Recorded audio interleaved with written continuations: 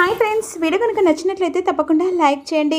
ఏంటి ముత్యాలు అసలు అర్ధంతరంగా అలా రూపమ్మను వదిలేసి వెళ్తే ఎలాగే ముత్యాలు అని చెప్పేసి ఈ విధంగా అప్పలనాయుడు ముత్యాలతో అంటూ ఉంటాడు. మరోవైపు ఇక రూప కాస్త ఏం చేయలేని పరిస్థితి, ఒంటరి అయిపోయానని చెప్పేసి బాధపడుతూ ఉంటుంది.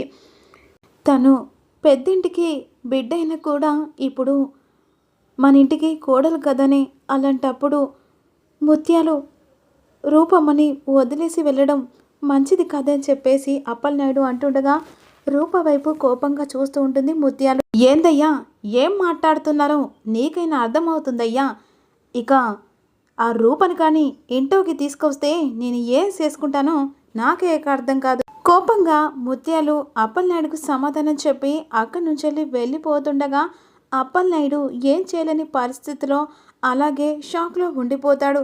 ముత్యాలు ముత్యాలు అని చెప్పేసి పిలుస్తుండగా ఇక ముత్యాలు కాస్త ఆ మాట వినకుండా కోపంగా అక్కడి నుంచి దానాలు తీసుకొని వెళ్తూ ఉంటుంది. అమ్మ రూపమ్మ, ఇక నేను ఏం చేయలేని పరిస్థితినమ్మా. ఇదంతా నీ మీద కోపంతో అలా అనట్లేదమ్మా, ఎందుకంటే పెద్దయ్య గారి మీద కోపంతో ముత్యాలు అలా చేస్తుంది. ఏం చేయలేని పరిస్థితిలో ఉన్నానమ్మా అని చెప్పేసి అప్పలనాయుడు రూపతో అని ఇక ఓదార్స్తూ ఉంటాడు. అదంతా దేవుని మీద భారం వేద్దామని చెప్పేసి అప్పలనాయుడు అక్కడి నుంచి వెళ్ళిపోతాడు. ఇదంతా విరూపాక్షి దూరంగా చూస్తే ఈ విధంగా అనుకుంటూ ఉంటుంది. అమ్మ రూపమ్మ, నన్ను క్షమించమ్మా. ఇలా చెయ్యకపోతే రాజు పెళ్ళి జరుగుతుందని చెప్పేసి నీకు ప్రెగ్నెన్సీ ఉందని డాక్టర్తో ఇలా చెప్పించానమ్మా, నన్ను క్షమించు అని చెప్పేసి విరూపాక్షి దూరంగా రూపం చూస్తూ బాధపడుతూ మనసులో బాధపడుతూ ఉంటుంది. ఇదంతా చేసింది నేనమ్మా, ఎందుకంటే రాజుతో నువ్వు సంతోషంగా ఉండాలని ఇక ఇలా ఆలోచించి చేశాను తప్ప మరో ఉద్దేశించి ఏది చేయలేదమ్మా అని చెప్పేసి విరూపాక్షి అనుకుంటూ ఉంటుంది. నన్ను క్షమించమ్మా, క్షమించని చెప్పేసి విరూపాక్షి బాధపడుతుండగా ఈలోపు సూర్యప్రతాప్ ఇంట్లోకి వెళ్తాడు. ఇక విరూపాక్షి అన్న మాటలు, రూపకు ప్రెగ్నెన్సీ అయిన విషయం, డాక్టర్ చెప్పిన విషయాలన్నీ సూర్యప్రతాప్ గుర్తు చేసుకుంటూ వెంటనే అక్కడున్న ఫ్లవర్ వైజ్ను నేలకు విసిరి కొట్టేసరికి విజయాంబిక నవ్వుతూ ఉంటుంది. ఏంట్రి తమ్ముడు, ఏం చేస్తున్నావు, నీకన్నా అర్థమవుతుందని చెప్పేసి విజయాంబిక అంటుండగా, అక్క నా కూతురు ఇలా నన్ను మోసం చేస్తుందని అస్సలు కళ్ళ కూడా అనుకోలేదక్క అని చెప్పేసి విధంగా సూర్యప్రతాప్ బాధపడుతూ ఉంటాడు. ఎందుకక్క, నా కూతుర్ని అర్థం చేసుకొని నా కూతురు ప్రపంచం అనుకొని నేను ఇక్కడి దాకా వచ్చిన తర్వాత నమ్మించి నన్ను ఎందుకు మోసం చేసిందక్క అని చెప్పేసి బాధపడుతూ ఉంటాడు. రే తమ్ముడు, నీకు మొదటి నుంచి చెప్తూనే ఉన్నాన్రా, రూప ఏదో చేస్తుందిరా అని చెప్పేసి చెప్తూనే ఉన్నాను, కానీ నువ్వు నా మాట విన్నావారా? ఇప్పుడు చూడు, 10 మందిలో విలువ పోయింది. ఇక నిన్ను తలెత్తుకోకుండా చేసింది ఆ విరూపాక్షి, తల్లి బిడ్డలు కలిసి అని చెప్పేసి ఈ విధంగా విజయాంబిక అంటూ ఉంటుంది. విజయాంబిక మాటలు విని ఒక్కసారిగా సుమ ఈ విధంగా అంటుంది, లేదు బావగారు, రూప గురించి నాకు తెలుసు. ప్రతి క్షణం ప్రతి నిమిషం మీ మంచి గురించే ఆలోచించే రూప ఇలా చేసిందంటే మీరు ఎలా నమ్ముతారు బావగారు అని చెప్పేసి సుమ ఈ విధంగా అంటూ ఉంటుంది. ఎక్కడ ఏదో తేడా జరగలేదు, ఎందుకంటే నా కూతుర్ని గుడ్డిగా నమ్మాను, నమ్మినందుకు ప్రతిఫలంగా ఇప్పుడు నాకు ఇలా నమ్మక ద్రోహం చేసింది, నమ్మి చాలా మోసపోయాను. డాక్టర్ చెప్పేదైతే అబద్ధం కాదు కదా, రిపోర్ట్ల ద్వారా నిజం బయటపడింది కదా అని చెప్పేసి సూర్యప్రతాప్ బాధపడుతూ ఉంటారు. అది కాదు బావగారు, సుమ ఇక ఆపుతావా?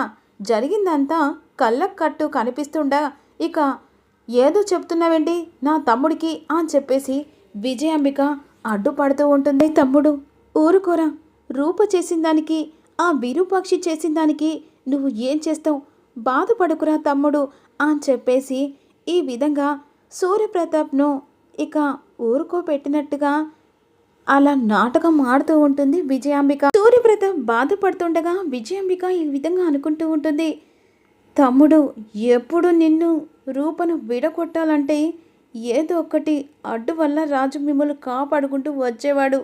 నా కొడుకు విష్ణు ప్రయత్నాలు చేసినా కూడా ఎప్పుడు మీరు కలిసి ఉండేవాళ్ళు, కానీ ఇది జరిగింది ఒక అందుకు నాకు మంచి జరిగింది.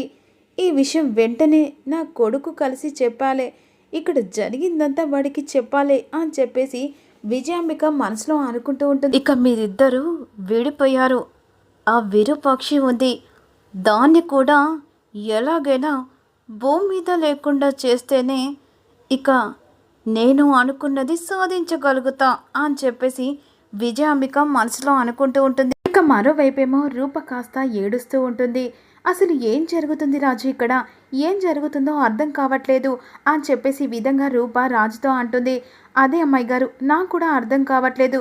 కొబ్బదీసి రిపోర్ట్లో డాక్టర్ ఏమన్నా అబద్ధం చెప్పారా అని చెప్పేసి విధంగా ఇక రూప అంటుండగా, అదే అమ్మాయి గారు, అదే నాకు కూడా అనుమానం వస్తుంది అని చెప్పేసి ఈ విధంగా రాజు కూడా అంటూ ఉంటాడు. నాకు తెలిసినంత వరకు నిన్ను తప్పు చేయలేదు రాజు అని చెప్పేసి విధంగా రూప అంటుంది. అవునమ్మాయి గారు, మనకు తెలిసినంత వరకు మనం ఏ తప్పు చేయలేదు. వీళ్ళందరూ మనం తప్పు చేశామని చెప్పేసి నిందించి ఇక్కడి నుంచి వెళ్ళిపోయారు అని చెప్పేసి విధంగా బాధపడుతుండగా, అవునమ్మా, మీరు అనుకున్నది నిజం. మీరు ఎప్పటికీ తప్పు చేయరు.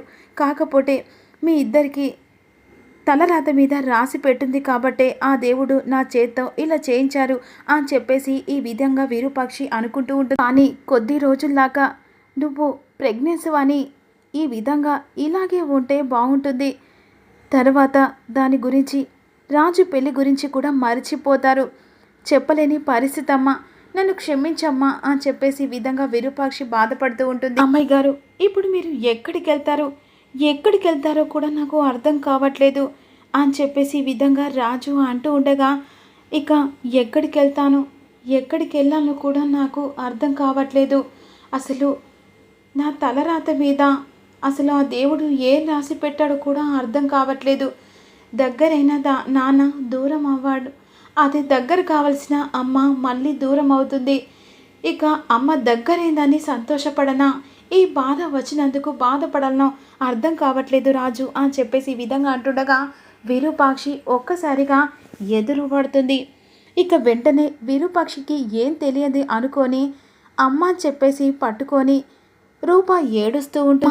నాకు తెలిసినంత వరకు నేను చెప్తున్నానమ్మా, నేను ఏ తప్పు చేయలేదు అని చెప్పేసి ఈ విధంగా రూప విరూపాక్షితో అంటుండగా, నాకు తెలుసమ్మా, నువ్వు ఏ తప్పు చేయవని, ఏ తప్పు చేయలేదని నాకు బాగా తెలుసని చెప్పేసి విరూపాక్షి మాటలు విని ఒక్కసారిగా షాకింగ్గా రాజు రూప విరూపాక్షి వైపు చూస్తూ ఉంటారు. ఇప్పుడు వీళ్ళ బాధ చూడలేక నిజం వీళ్ళకు చెప్పేస్తే ఇక వెంటనే రూప వెళ్ళి సూర్యకు చెప్పేస్తుంది, నన్ను క్షమించమ్మా, ఏం చెప్పలేని పరిస్థితి.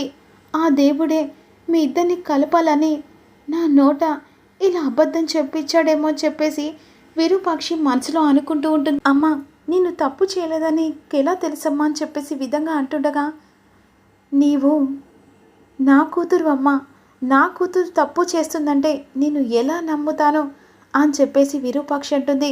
రాజు, నువ్వు ఇంటికి బయలుదేరు, నేను రూపం తీసుకొని ఇంటికి అమ్మా, నేను నీతో ఇంటికి రావడమా? ఏ తల్లి, నాతో రావా? ఎన్ని రోజులు నాన్న ప్రేమ చూసావు కదా, ఈ అమ్మ ప్రేమ కూడా చూడలేవా? కానీ అమ్మ, నాన్న ఏమన్నా అనుకుంటాడేమో, ఇంటికి వెళ్తానమ్మా అని చెప్పేసి రూప అంటుంది. నా మనసుకు తెలుసమ్మా, నేను తప్పు చేయలేదని. అది ఎలాగైనా నాన్నకు నిరూపిస్తాను. నేను నీతో రావడం ఇప్పుడు మంచిది కాదమ్మా. ఎలాగైనా నాన్నకు ఇక నేను ఎలాంటి కూతుర్నో నాన్నకు తెలిసేలా చేస్తానమ్మా అని చెప్పేసి రూప అంటూ ఉంటుంది. ఒకవేళ నేను నీతో వస్తే నేను తప్పు చేసిన దానిలాగా అయిపోతానమ్మా. అందుకే నిజాన్ని బయట పెట్టడానికైనా నేను ఇంటికి వెళ్తానమ్మా అని చెప్పేసి ఈ విధంగా రూప అంటూ ఉంటుంది. ఒకవేళ నిజం బయటపడిపోతే ఆ దేవుడే ఉన్నాడు, ఎలాగైనా ఆ దేవుడు దయ వల్ల నా కూతుర్ని అర్థం చేసుకోలే అని చెప్పేసి ఈ విధంగా విరూపాక్షి అనుకుంటుంది. నేను వెళ్ళొస్తానమ్మా అని చెప్పేసి ఇక రూప ఇంటికి వెళ్తుంది. ఈలోపు సూర్య కోపంగా హాల్లో కూర్చుంటాడు. ఇక ఇంట్లో అడుగు పెడుతున్న రూపను ఇక అక్కడే ఆగిపో అని చెప్పేసి అంటూ ఉండగా ఒక్కసారిగా విజయాంబిక, సుమ అందరూ షాకే చూస్తూ ఉంటారు. తప్పు చేసిన దానివి నా ఇంట్లో అడుగు పెట్టే అధికారం నీకు లేదు అని చెప్పేసి ఈ విధంగా సూర్య అంటుండగా, నాన్న, నేను ఏ తప్పు చేయలేదని చెప్పేసి రూప అంటుంది. నువ్వు తప్పు చేసావు, ఇంట్లోకి అడుగు పెట్టే అవకాశం నీకు లేదని చెప్పేసి ఈ విధంగా సూర్య అంటుండగా అందరూ షాకింగ్గా చూస్తూ ఉంటారు. నాన్న, నీ బిడ్డను నేను తప్పు చేస్తానంటే నువ్వు ఎలా నమ్ముతున్నావు అని చెప్పేసి ఈ విధంగా రూప అంటుంది. ఇంట్లో అడుగు పెట్టే అవకాశం కోల్పోయావని చెప్పి సూర్యప్రతాప్ అంటూ ఉంటాడు. మరి ఈ కథ ఎటు మలుపు తిరగబోతుందనేది తెలుసుకొని ప్రతి ఒక్కరూ లైక్ చేసి కామెంట్ చేయండి. Thank you for watching. Please